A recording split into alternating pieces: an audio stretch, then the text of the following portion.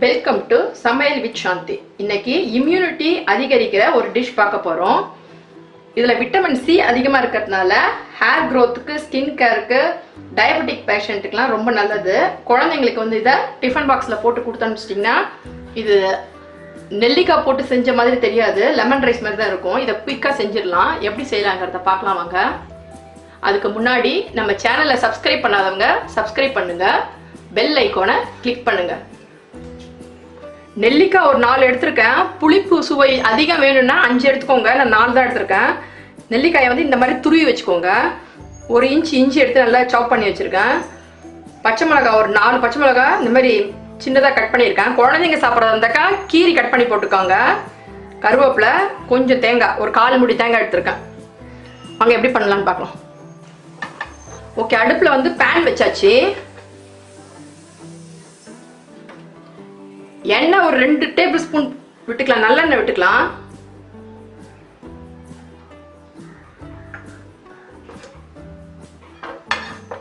எண்ணெய் காயட்டும்.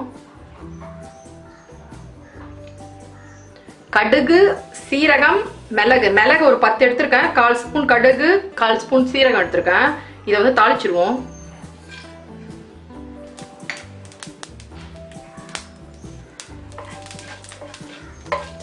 கடுகு புரிய ஆரம்பிச்சிருச்சு. 1 டேபிள் ஸ்பூன் உளுத்தம்பருப்பு எடுத்துப்போம். 1 டேபிள் ஸ்பூன் கடலைப்பருப்பு எடுத்துப்போம்.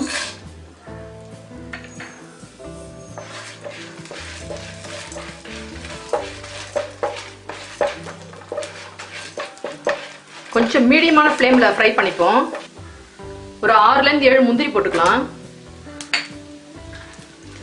3 மிளகாய் போட்டுக்கலாம். கிள்ளி போட வேணாம், அப்படியே போட்டுக்கலாம்.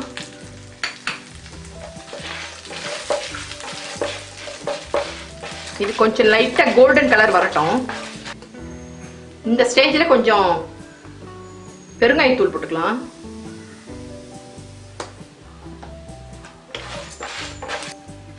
கருவேப்பிலை கொஞ்சம் போட்டுக்கலாம்.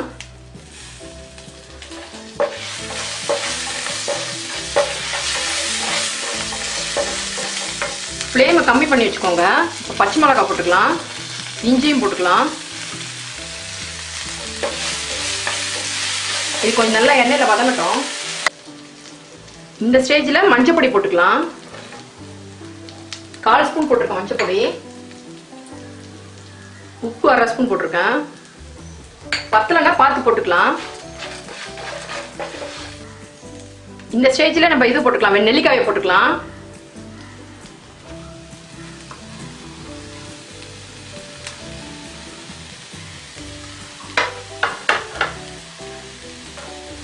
இது கொஞ்சம் எண்ணெய் நல்லா வதங்கட்டும்.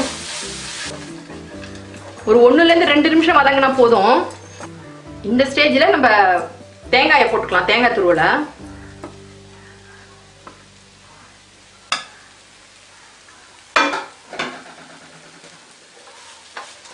சும்மா ஒரு 2 செகண்ட் வதக்கி விட்டா போதும்.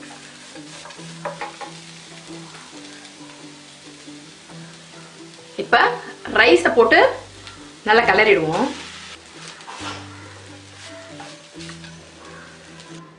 உப்புலாம் கரெக்டாக இருக்குன்னு செக் பண்ணிக்கோங்க. ரெடி ஆயிடுச்சு. இப்போ நம்ம ஆஃப் பண்ணிடலாம்.